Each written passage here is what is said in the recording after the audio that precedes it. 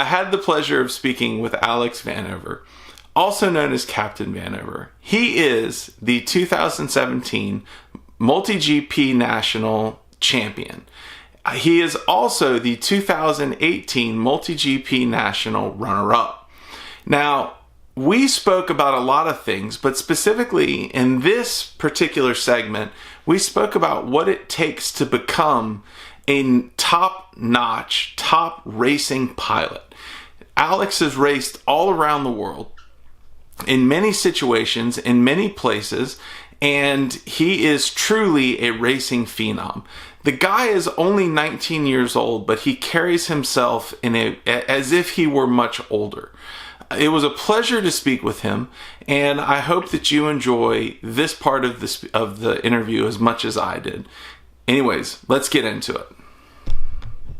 Ladies and gentlemen, welcome to the Michael Rollins Show. That is the name that I'm giving it because I don't have another name to give it. And with me for the very first time on the first officially named show is Alex Vanover, or Captain Vanover.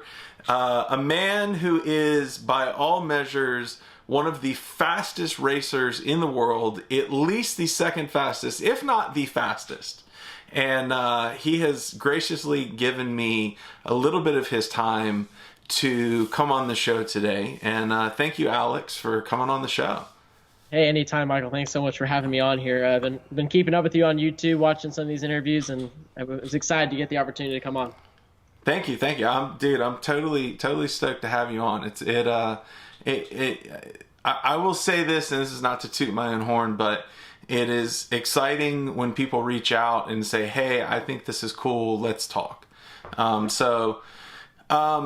Tell me, I always start out with this question, and I always let you be as brief or as in-depth as you'd like to be. What's your origin story? Like, we're all in this for FPV. We all do different things. But how did you start flying? Where did it come from? Where did this originate, and how did you end up where you are today? Well, I'm 19 years old now, and I started with real airplanes, actually. When I was about 8 or 9 years old, I remember being at home. I grew up in a typical suburban neighborhood. Now I live on an airport, which is pretty interesting. And I remember growing up and watching one of my family members start getting into real airplane flying and ended up going the military route. And I started getting on flight simulators. I just thought it was really cool. So the flight simulators eventually turned into my mom getting me a discovery flight in a real airplane, which was awesome. And then from there, I started actually flying real airplanes when I was 10 years old. So just doing basic lessons. And then I always had this love for remote control planes. And when I was up at a big air show in Wisconsin in 2010, the guy who you probably don't know, but his name is Bob Mazza, and anyone in the drone race community knows who he is. He's my pit guy, my pit crew for me at all these big races, and he owns 2 hobby stores. And at the air show, he had a booth set up, and I got my first RC airplane from him, wrecked it immediately, and then the cycle, as we all know, starts. Yeah. Got addicted, and from there I flew RC airplanes I still do. I flew for 6-7 years consecutively. I dabbled in RC helicopters, and then my mom shut that one down when she saw how dangerous those were. I was getting pretty good at it. I think it was the first time I did a TikTok where you're basically coming at yourself with a little helicopter. It didn't concern her, but when she saw a 450 size helicopter just coming at me, she's like, "No, that's done. Go back to the airplanes." It was over. And then the drone racing thing, I've been doing FPV since about 2013. I remember starting with a 1.3 gigahertz FPV system from Hobby King, to 2.4 for control on a twin star RC airplane. And then that became the drone thing when the drones in 5.8 gigahertz became popular. And then I really wasn't ever into racing. I just like to play around in freestyle. But in 2017, I made it my goal. I said, I want to get to nationals this year. I live in Dallas, Texas, and at the time and still to this day, there's an incredible amount of fast pilots. But in 2017, this was the hot region of the USA. There wasn't anything better than here. And I was just getting my butt kicked. And I ended up working for that guy who owns a hobby stores in Wisconsin that summer, had a little bit of money to get some, good gear. I was flying really cheap stuff. And then that gave me the ability to go a little bit faster. I ended up qualifying to nationals. I think I was one of the top 3 rankings in the U.S. actually going in. I got there. It was a battle. I immediately was in the losers bracket, so any mistake, and I was out. It was pretty terrifying. The semifinal race, I had a midair with a guy named Freefall Chance. He's 15, 16-year-old kid from Colorado. And we had a midair, and it was a measuring contest to see who would move on next to the finals. Oh, wow. I remember telling my spotter, who was Ivan NB Astro, I'm like, hey, man, I'm sorry, because it was a midair. It was kind of my fault. I kind of hit him from behind. We both were pretty much going to go on to the final race, but I was trying to overtake him on the final lap, and it cost both of us. But I ended up moving on simply because my battery just unplugged and my quad dropped right there to the next gate. And I just was so – then I ended up going into the final race. All the nerves were gone at this point because I already hit my all-time low, and then I won. And the rest is history after that. I mean, it was crazy. And that's kind of my whole RC journey. And that was 2 years ago, 2017, when that race happened. And it still feels like it was yesterday. And I still get the same goosebumps when I talk about it and think about it. It's just – it was a high point of my life for sure. It really was. So you now that was 2017, and you've been consistently been a national since then. Yeah, so I became known as, and this is going to sound like I'm plugging myself a little bit, but you're not plugging yourself because I mean, here's the thing, like, I have seen interviews with, or not interviews, but I've seen you in different places. I don't get the feeling that there's like a braggadocious bone in your body. And that's actually something I want to ask you about later. But but go ahead and plug and plug away. Yeah, I've made the finals of every big race since. I was the runner-up at nationals this last year to Heads Up FPV Evan Turner, and since 2017, I made it my goal to be consistent and show everyone, because even when you win a big race like nationals, you would think that. For me, I wasn't in it to prove anything to anyone, but all of a sudden here I was, 17 years old, and everyone's like, well, you're still not proven. You didn't get to race Sean Taylor, or Night Fair, you didn't get to race any of these other guys. So I made it my goal. I actually went to Korea. That was a cool thing. I qualified and got my trip paid for to Korea, and I went and raced there with Min Chen. I got my butt handed to me. I mean, this was a whole nother level of flying that I don't think many people had ever seen. And I felt lucky to just be there and lose to him to see it. And then that just motivated me. I made the finals of every big race still to this day. Since then, I haven't missed one yet. It's kind of what's helped me and kind of helped me in competition too, is people know I make the finals at races. I do whatever it takes to get there. And I love racing. I am very competitive. Everyone knows that. That's kind of where some of my ego comes from, is my competitive nature. But yeah, that's so. Talk to me about that, because that's something I want to ask you about. Is the competitive nature, like, to do what you do, to perform at the level that you perform at, does it require a competitive streak, and does it even require an ego to get there? The ego is one thing. I think every pilot, whether it's Sean Taylor, who is the most humble person I know, or whether it's me, or whether it's some other pilots that I know, every pilot has to have a certain level of ego, and I think that comes with competition. So you have to be competitive to be on top. That's for sure. There have been many days where I've come home, or I've been practicing, and every pilot's gone through this in racing or freestyle, and you just break everything, right? And this is like, it'll go on for days and days. It's like this drought, and you just think it's never going to end. But what keeps me going, and I've seen other people kind of crumble at this, is I love winning, but I love being competitive. I love going out there and pushing myself, because to me, it's like, it's not necessarily that I'm proving to myself what I can do. It's just, I love racing, any type of racing. And in drones, this was a type of racing I'm really good at. So for me, the competition just drives me. I tell people, anyone who's ever raced with me in a heads-up race, a quick backstory, Evan, back in 2017 Nationals, he's the national champion now. He's almost an unstoppable kid, but for a while I was kicking his butt. And it was partially because he, as well as other people, knew I loved competition. I was never scared of competition. I never got nervous. I used it as like fuel to the fire for me, and that's what made me go faster. But I think every pilot, if you want to be a top pilot, you have to be competitive. You have to want that number one spot. If you don't want number one spot, if you want like that second place position, you're never going to get there. You have to want to be the best to be the best.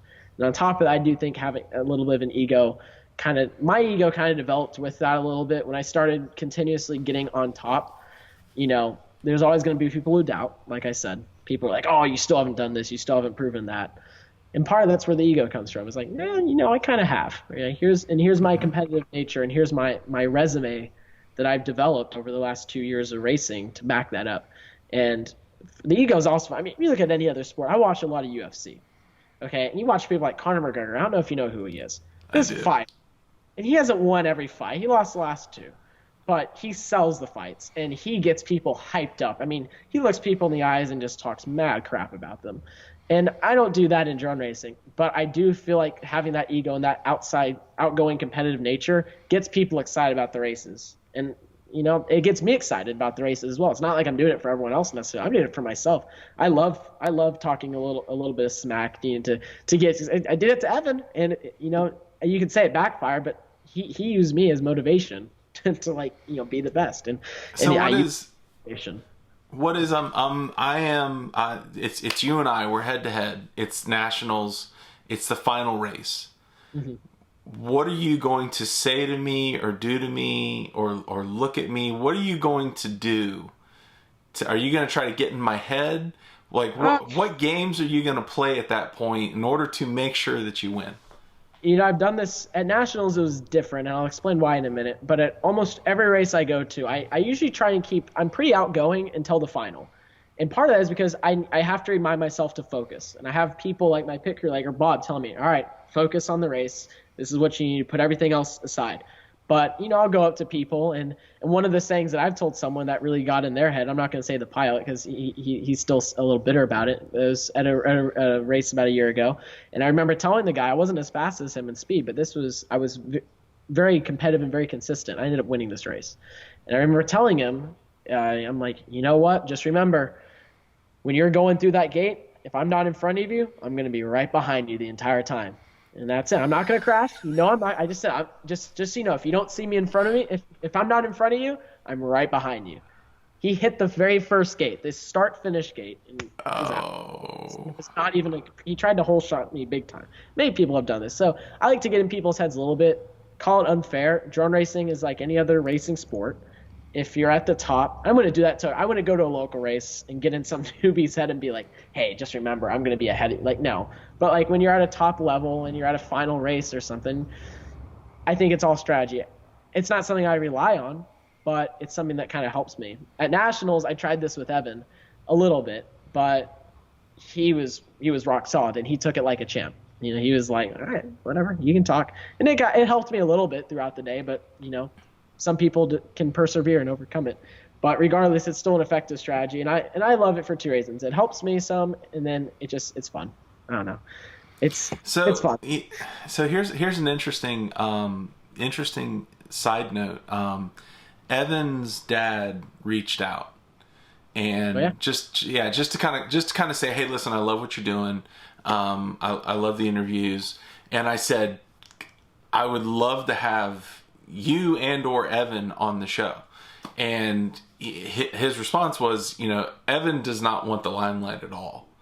And Evan's dad was like, I also really am not interested.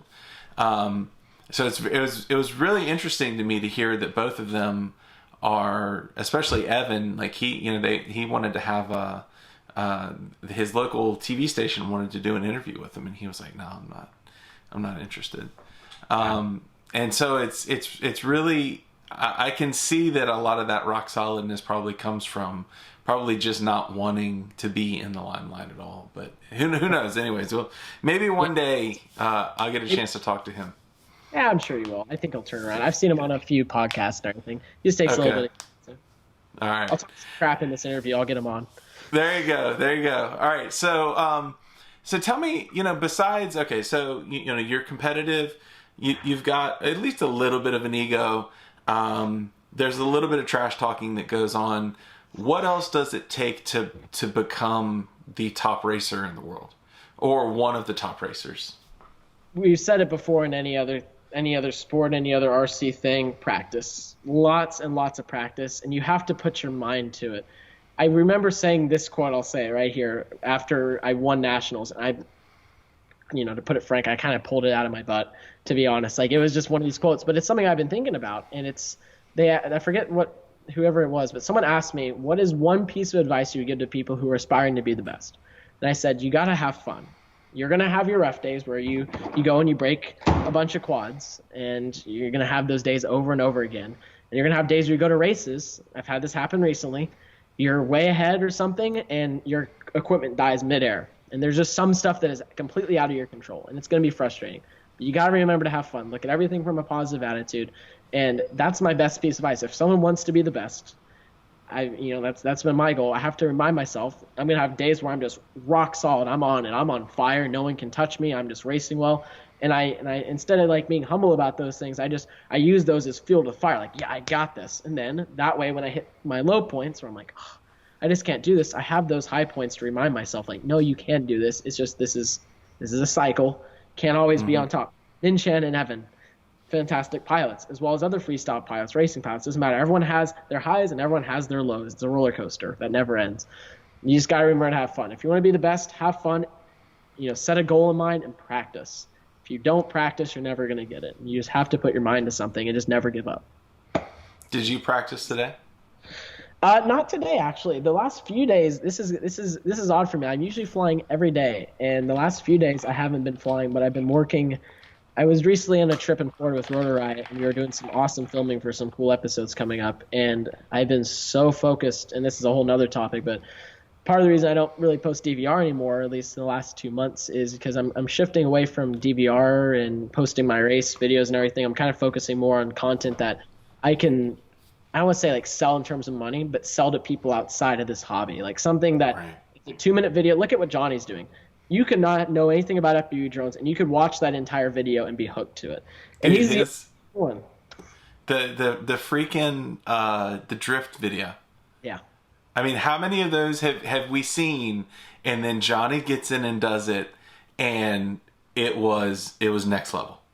Right, exactly. And so for me, that's been my focus in the last week, especially. We just did this shoot, and I won't say much about it. It probably will be out by the time this is there, so I'll just talk about it. It was just a blast, and I was watching some of the other guys, and they were getting good shots, but I was just getting next level shots with these guys. I mean, I was right up on them, and you'll see it in my video that I make, and that's been my focus the last few days, is making this. How do I make this video as interesting as it can be to someone who's never seen this before? And that'll help brand myself, help grow myself. So, but I mean, as far as practicing, yeah, I usually practice like every day. I mean, I set up gates. I live on an airport. I can actually walk right outside there. There's a taxiway where airplanes taxi by on occasion, and then there's an open field. And if you've seen any of my videos, that's where I fly. And I'm very lucky. I'm very, very lucky to be able to come in here, fix a quad, change a prop, keep batteries charged, and then walk right out there and fly model airplanes, race, do whatever I need to. And I'm lucky for that. I know a lot of people don't have, I think that's one thing that I see in top pilots is, like, Evan has a place to fly, even though it's small. Minchin has a place right next to his house. I have a place right outside here. And so, yeah, I usually practice a lot more than other people do. But that's partially because I have a place to fly. Why do you live in an airport? So when I was growing up, and by growing up I mean when I was like 11 or 12, I've been flying RC airplanes, and I've been flying real airplanes as well. My mom decided that we should move out to an airport, and they were like, and it's a really nice place. We can't tour right now, but like, it's a nice brand new house built inside this hangar. There's airplanes right over to my right, and it's nice for me because at the time we didn't think I was gonna. Nowadays it would be mainly for the drone racing, but at the time it was nice because I could fly off of the airport, real airplane wise, fly model airplanes out here. It was closer to a lot closer to the school that I was going to. And it was kind of an experience for me. I grew up in a suburban neighborhood. I could walk to my friends' houses. Out here, it's a little bit, more out in the country per se. But I learned a lot. I started socializing around people who were much older than me, very wise people. And I think that kind of contributed a lot of my success in life is hearing, whether it's a Vietnam story or just helping a guy, turning a wrench on a real airplane or something. That hands-on experience is something that I am truly grateful for. And a lot of friendships I've made in the last 8-9 years out here that are completely priceless, and it's opened up a lot of opportunities for me outside of drones into real aviation. I love it. I love every second of living out here. It's different. We have to haul in our own water, so that water tank occasionally goes off. Oh, We have to wow. haul in our own water. We're working on getting a well. And we literally once or twice a month get on a trailer, go haul water. It's one of those things. It's an adventure. It's like That would be a plane right now, right? that was a plane that just took off. Yeah. Yeah, okay. So, all right. So, I mean, like, when It's you real. say you live in an airport, you literally live. That's awesome. About 600 feet from the runway. So Okay. That is, I honestly, I don't even know what to say to that. That's amazing. it's cool. That is It's cool. amazing. I can tell you as a parent, I would love to give my kids an opportunity like that. That is something that I can, and just reflecting to you, you carry yourself differently than most 19-year-olds. And I can definitely tell that is, from what you just said, turning wrenches with, older, wiser, smarter people that, my oldest is 13, and he could benefit from some of that sometimes. Right. Oh no, absolutely. It changed my life. Yeah. Changed everything. But There you have it. Alex is truly, or Vanover as many people call him, is truly he's a great guy to talk to. He's got a lot of wisdom at such a young age, and is really, truly awesome to just not only watch. If you haven't watched some of his racing footage, it's incredible, but he's also great to speak with. We talk in future segments about being in DRL and about what it takes for old men to race as well. So I hope that you look forward to that. And keep an eye out on this kid, because he is going to be amazing going forward. I'll talk to you soon. See you later. Bye.